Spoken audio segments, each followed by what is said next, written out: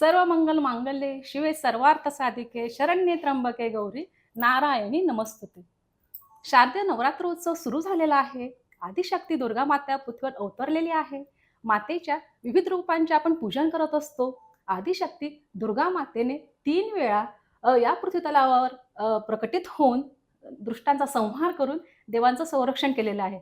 अशा आदिशक्तीचा आपण जागर करत असतो, उपासना करत असतो. आणि स्त्री ही आदिशक्तीचाच वंश आणि प्रतिकात्मक रूप म्हणून सन्मान नवदुर्गेच्या या कार्यक्रमात नवरात्र निमित्त मी राजश्री माझ्या राजश्री बडगुजर या यूट्यूब चॅनलवर स्त्री शक्तीचा जागर करत अशा विविध क्षेत्रातील नवदुर्गांना घेऊन आलेली आहे.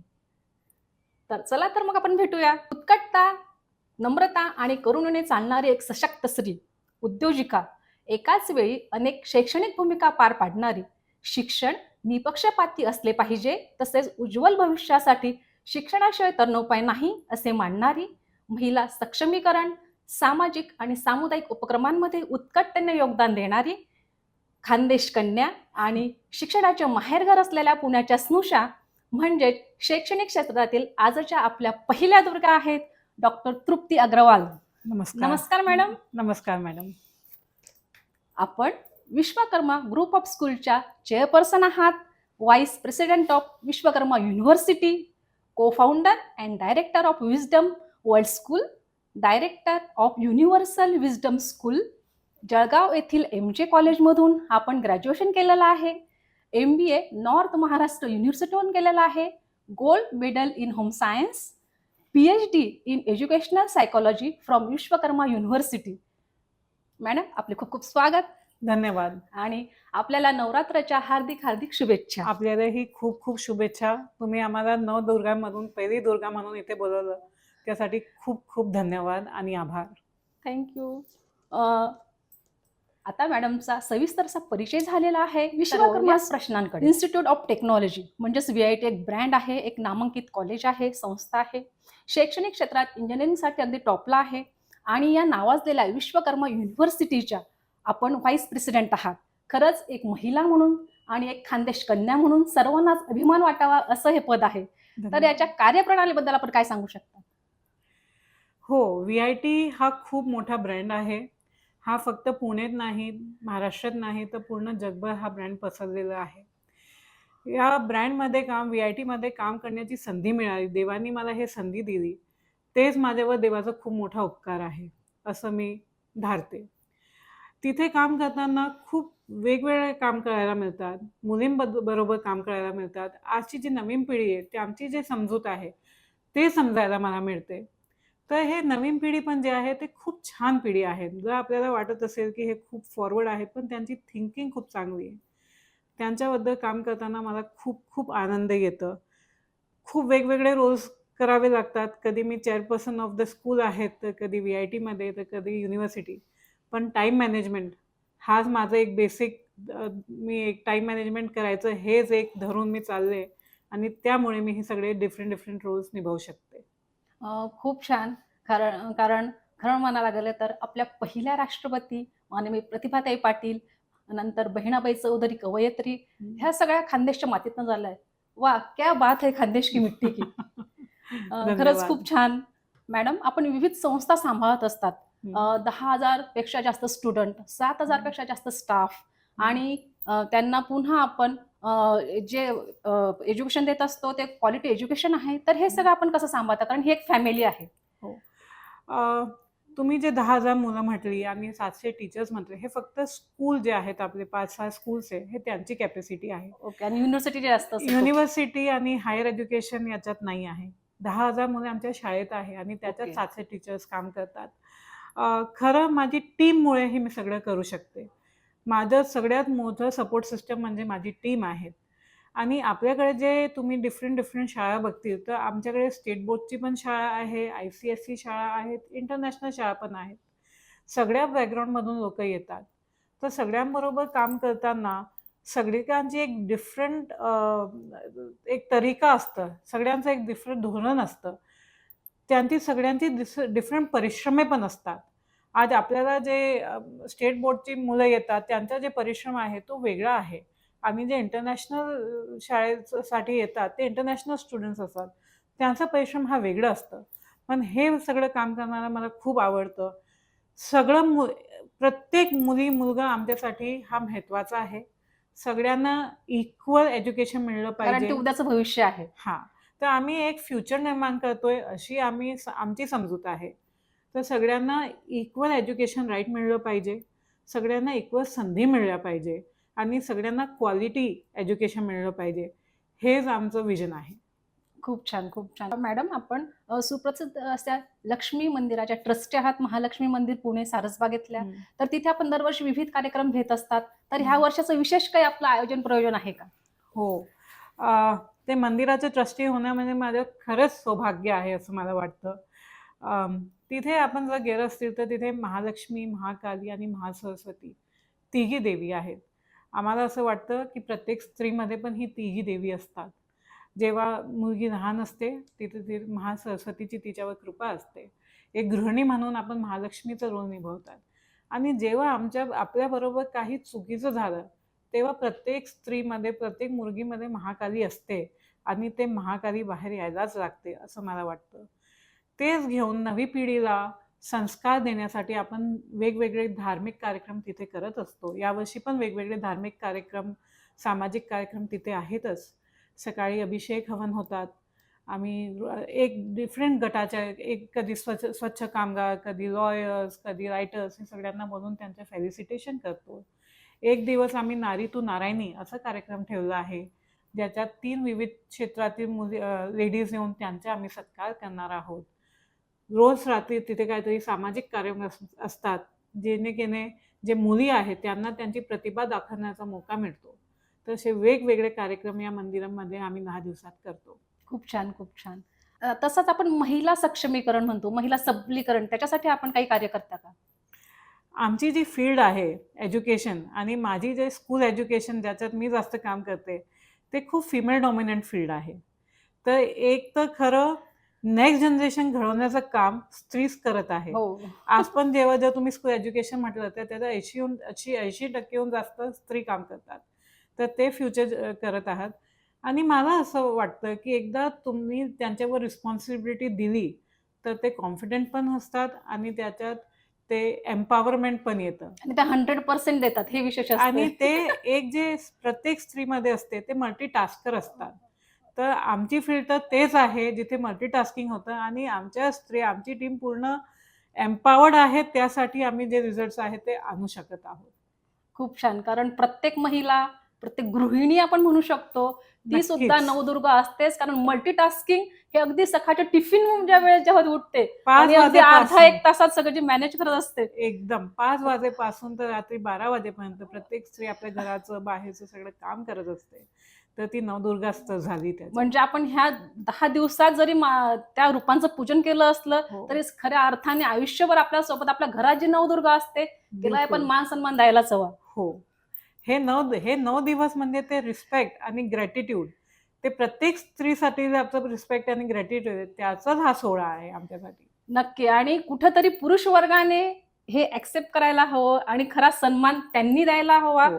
कारण तेव्हाच हा सन्मान खऱ्या अर्थाने वाढणार आहे. हां. खूप छान मॅडम. Thank you. त्यानंतर आपण एक यशस्वी महिला आहात, एक सशक्त महिला आहात, यशस्वी उद्योजिका आहात. खरं तर हे सगळं करताना म्हणजे आपल्याला कुठेतरी संघर्ष करावा लागला का? जेव्हा इतके रिस्पॉन्सिबिलिटीज घेणार, तेव्हा संघर्ष तर करावाच लागणार आहे. पण संघर्ष असतं ते स्वतःचं करायचंच. तर कॉम्पिटिशन कोणाबरोबर असतं? तर स्वतःबरोबर. कारण की आपल्याला सगळ्यात परफेक्ट व्हायचं असतं. सगळे रोज निभायचे असते. आपण एक वाईफ आहात, डॉटर इन लॉ आहात, मदर आहे. परत यू आर द बॉस. तर लोकं तुमच्याकडे बघताय. You are an educator. तर तुम्हाला एक एक तरीक्याने वागलं पाहिजे. हे सगळं करण्यासाठी फॅमिलीचं आणि हसबँडचं पाठिंबा हे खूप खूप महत्त्वाचं असतं. मी लकी आहे की माझी फॅमिली नेहमी माझ्या पाठीशी उभी राहिली आणि त्यासाठी मी हे सगळं करू शकले. माझे मिस्टर श्री भरतजी अग्रवाल, त्यांचं तर याच्यात खूप मोठा हातभार आहे. त्यांनी मला पुरं फ्रीडम दिलं. जेव्हा पाहिजे तेव्हा ॲडवाईस दिली. पण न प्रश्न विचारता सपोर्ट केलं. तर त्यांच्या सपोर्टशिवाय तर हे काहीच करणं माझ्यासाठी पॉसिबल नव्हतं. तर त्यांच्या सपोर्टमुळेच, भरतजींच्या सपोर्टमुळेच मी इथपर्यंत येऊ शकले असं मी म्हणेन. खरंच खूप छान मॅडम. कसं आहे, जेव्हा आपण पती-पत्नी होतो, जेव्हा एक पुरुष आणि एक स्त्री जेव्हा एकत्र येते, तेव्हा लग्नानंतर खऱ्या अर्थाने ते जर अर्धनारीने त्याच्यावर झालं, तर मग सगळ्या पुढचे प्रॉब्लेम आपोआप सॉल्व्ह होत असतात. एकमेकांवर विश्वास असू दे, प्रेम असू दे, आपण रिस्पेक्ट करतो किंवा जो सपोर्ट असतो, हे सगळं तेव्हा शक्य होऊ शकतं, जेव्हा आपण खऱ्या अर्थाने अर्धनारी नटवेश्वर, म्हणजे आपण रूपाने 2 असलं, तरी आत्म्याने 1 व्हावं आणि एकदम. मग तेव्हा खऱ्या अर्थाने आपल्या संसाराला एक बहर येत असतो आणि त्याच वेळेस जी आपल्या घरातली स्त्री असते, त्यातल्या नवदुर्गा बाहेर येऊ शकते असं मला नक्कीच, वाटतं. नक्कीच. आणि पती-पत्नी होण्याच्या आधी एक खरं मित्र होणं, हे खूप खूप गरजेचं आहे असं मला वाटतं. खरंच, खरंच. कारण हा विश्वासच आहे, की तू करू शकतेस म्हटल्यावर एकदम. प्रत्येक जी लग्न झालेली स्त्री आहे, ती आपल्या कुवतेपेक्षा अगदी 100 काय 1000 पट जास्त करू शकते. बिलकुल, बिलकुल. आणि खूप छान असा यातनं संदेश म्हणजे द्यावासा मला वाटतो, की आपण फक्त एक पती-पत्नी न राहता खऱ्या अर्थाने एकत्र यावं. मग आपला विश्वास असू दे, प्रेम असू दे, सगळं काही असं घट्ट असावं. म्हणजे मग भविष्यात आपल्याला जे आकाशकुल आहे, त्यात आपण भरारी नक्कीच. घेऊ शकतो. खूप छान मॅडम. त्यानंतर पुढं असा प्रश्न मी विचारू इच्छिते आपणास, की शैक्षणिक क्षेत्रात आपण खूप प्रगती केलेली आहे. खरं तर आपण म्हणजे एज्युकेशनमध्ये आपण पी-एच-डी घेतलेला आहे, जी सर्वोत्तम डिग्री आहे. तर मग ही घ्यावं असं आपणास काय वाटलं किंवा ही प्रेरणा आपल्याला कुठून मिळाली? नामापुढे डॉक्टर पाहिजे हे माझं स्वप्न होतं. मेडिसिन डॉक्टर नाही, तरी ॲटलीस्ट सायकॉलॉजी डॉक्टर व्हावं अशी माझी इच्छा होती.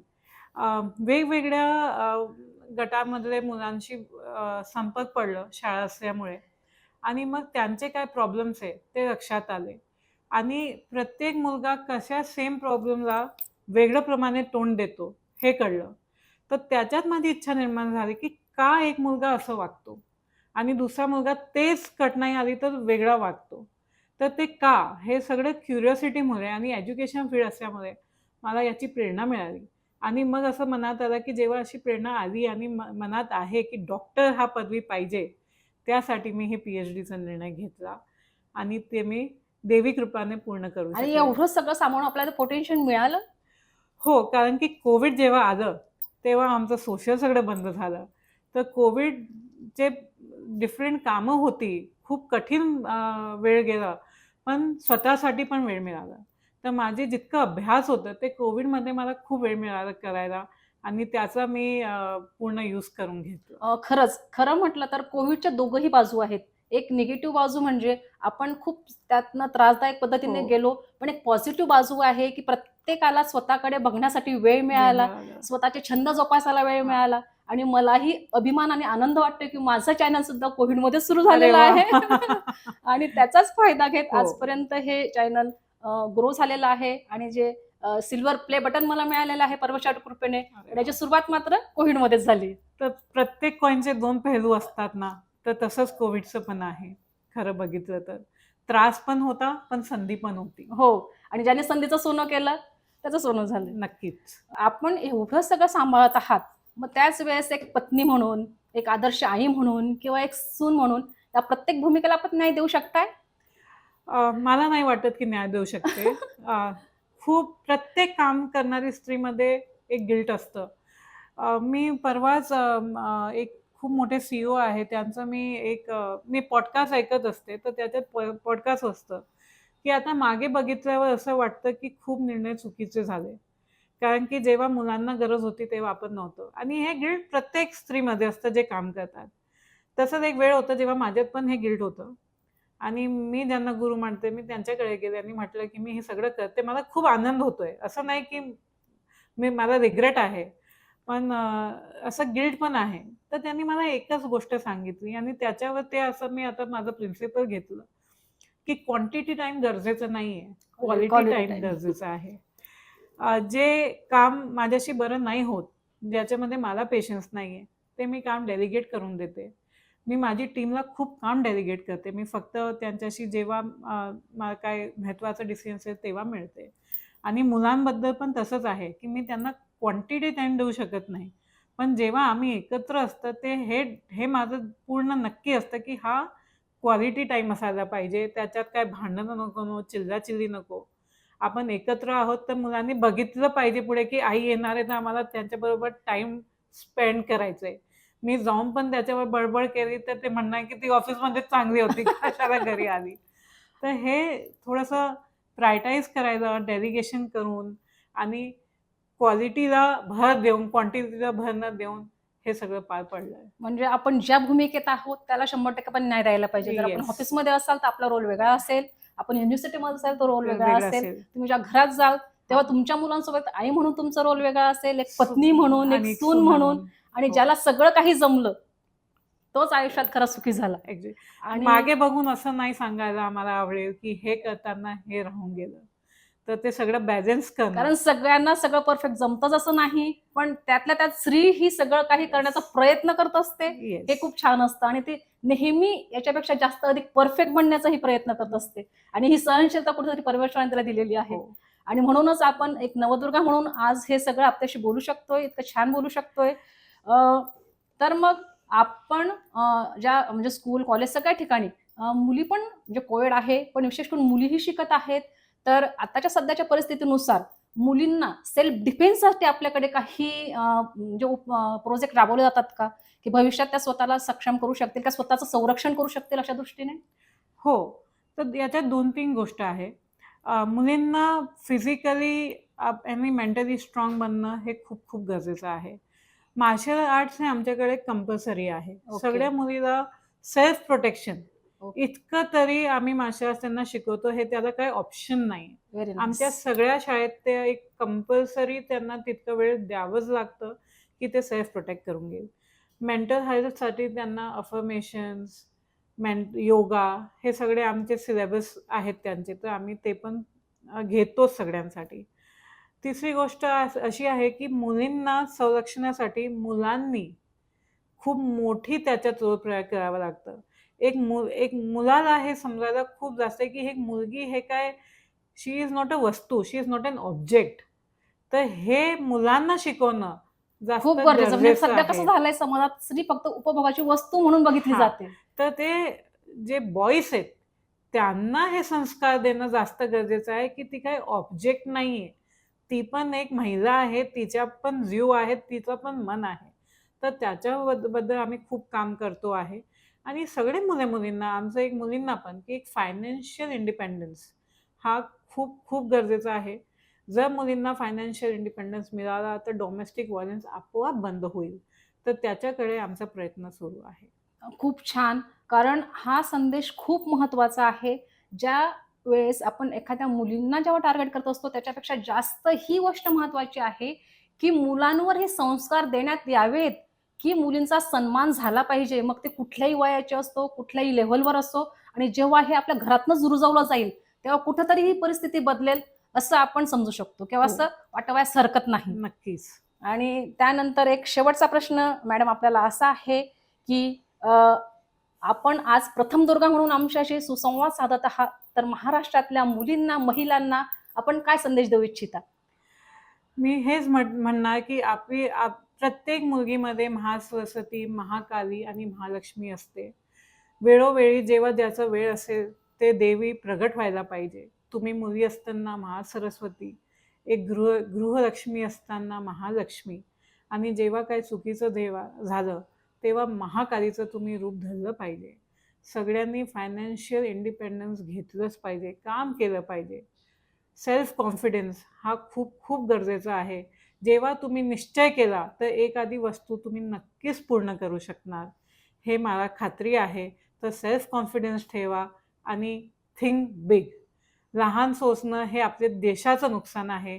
कारण की आजची मुलगी ही उद्याचे देशाची प्रेरणा आहे आणि उद्याचं फ्युचर आहे, असं मला वाटतंय. खरंच खूप छान. खरं तर आजच्या पहिल्या दुर्गेकडून खूप छान असा संदेश आपल्याला मिळाला आहे. तृप्तीजी, आपल्याशी गप्पा मारताना दिलखुलास गप्पा आज मारलेल्या आहेत. Thank so much. तुम्ही खूप छान बोलतात. आम्ही तितकं छान बोलू शकत नाही. आम्ही प्रयत्न करणार, की तुमच्यासारखं आम्ही पण सरस्वती आमच्यावर मेहरबान व्हावी. आम्ही इतकं चांगलं बोलणं शिकू.